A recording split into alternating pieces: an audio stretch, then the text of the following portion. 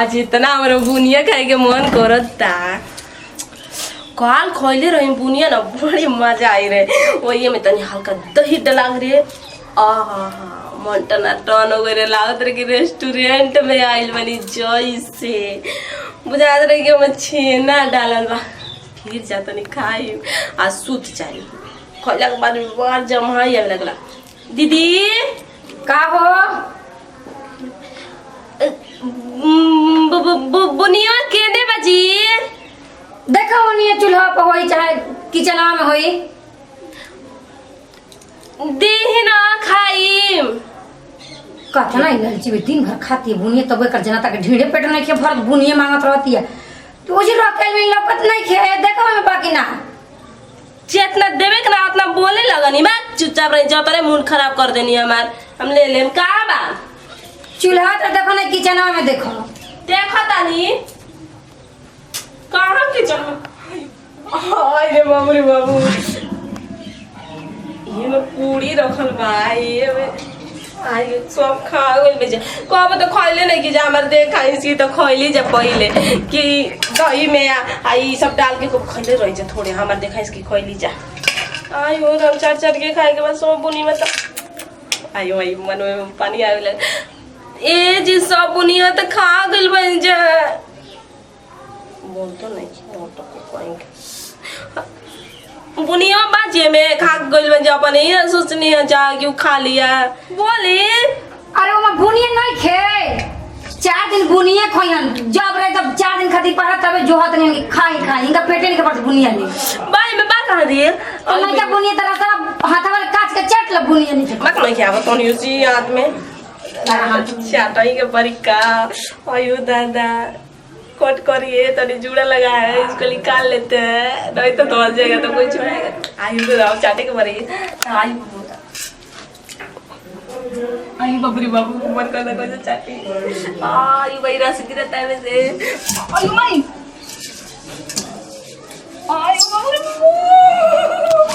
आयु भाई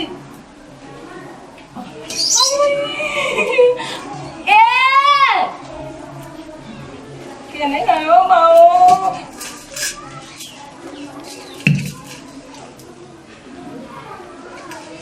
भाई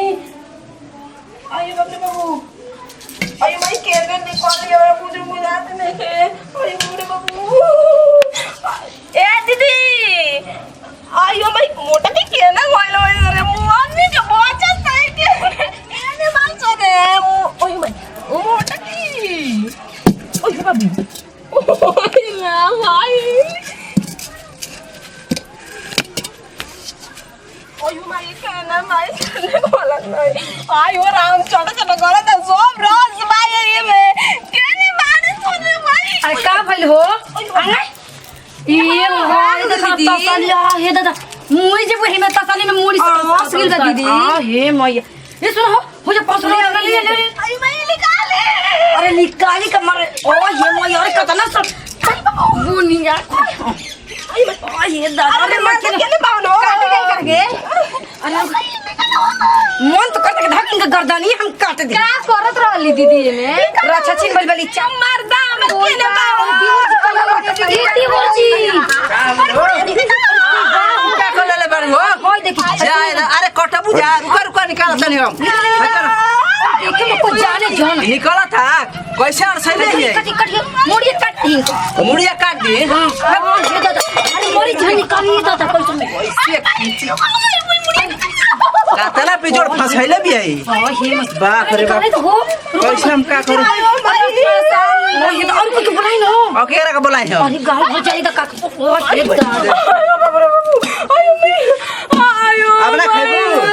आयो भाई ना खाइबू रे माई ने कतरू आयो मुड़िया दुखा बुनिया खाए मार साले कुछ छोनियो का चल के नमस्कार प्रणाम भैया देखने जाइए हमनी के अपन टीम बाटे हकीकत माने ऐसे घटना होला कि माने कुछ तसली में सामान धइल रहा औरत लोग जाली जा खाए माने मुड़ी फंस जाला काहे से कि जब छोटा सामान बा ओकरा में मुड़ी ना घुसावे के चाहिए काहे से कि जब मुड़ी घुस जाए तो के जन रेती पशु से कटवे के जन कोई के मुड़ियो ना तो कट जाए चलिए एक साथ लेते हैं जब वीडियो में फिर से मिल जाए यदि वीडियो अच्छा लगे तो दिल से लाइक करम शेयर करम कमेंट कर जदी हमनी के चैनल पर आएगा तो प्लीज हमनी के चैनल के सब्सक्राइब कर कैसे कि सबसे पहले हमनी के वीडियो रहुआ भी पहुंची। हाँ तो जिप चट बनला पर ना ऐसा ही मूड़ी फंसेला। ऐसे ना करी अब निकाल देनी है जाना काट दे जी ओ कहियो। जी अब ना खाई बुनिया छोड़ दे भोर ऐसन गोतिनी का होइए दादा कि जीभ खाती मूड़ी फंसा ली। अब ना खाई कम जब उठ बैठ करेगी तब हम उठ बैठ बाप रे बाप फंस गइल हम सास आई हो। देवर जी समझा दी कितना दिन ना चलल बेचारा। जी, हमर सास से बुनिया खाए परान- जाता रुआ अकेले यहाँ सही सुनिए, हमर सास से परान निकल गइल हम कोई अब कैसे अब लोहार के दुकान पर जाए हमर मुड़िया न काट दो सुने ना मुड़िया काटे का परिणा निकली तलाश में जानी चली जाओ हम ना खाई घरे चल मत के खाइयो। सब कोई हाँ ठीक बा, चले चलो। जीभ चटिन पहले ही बालू।